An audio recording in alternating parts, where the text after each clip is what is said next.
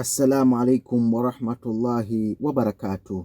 Ndugu zangu vipenzi vya Allah, siku ya leo napenda kuwahusia pamoja na kuihusia nafsi yangu juu ya kumcha Allah subhanahu wa ta'ala na kushikamana kikamilifu na mafundisho ya Mtume Muhammad sallallahu alayhi wasallam.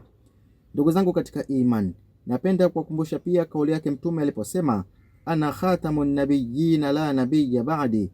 Maana kauli hii ni kwamba mimi ndiye mwisho mitume, hakuna mtume yeyote baada yangu. Kupitia maneno haya mtume wetu alituonesha kuwa ukamilifu wa dini umepatikana na alituonesha njia ya kuishi dini hiyo kwa matendo. Na mtu yeyote atakayeamini kuwa kuna mtume mwingine atakuja baada ya Mtume Muhammad sallallahu alaihi wasallam, basi mtu huyo atakuwa ametoka katika neema ya Uislamu.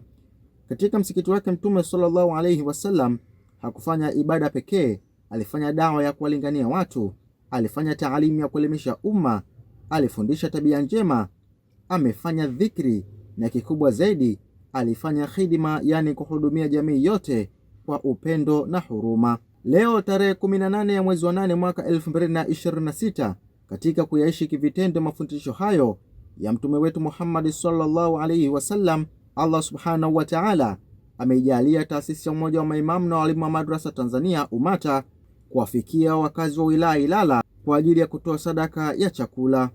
Huu ni mkakati thabiti wa kuhakikisha kuwa wanajamii wenzetu wanapata mahitaji muhimu ya kibinadamu, ikiwemo sadaka hii ya chakula.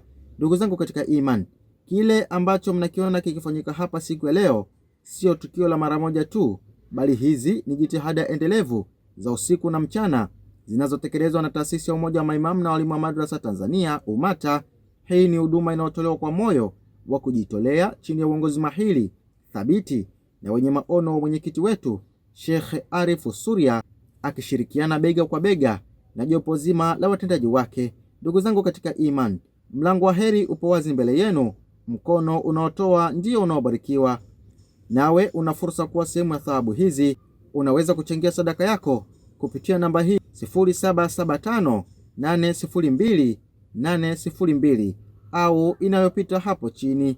Wahadha, assalamu alaikum warahmatullahi wabarakatuh.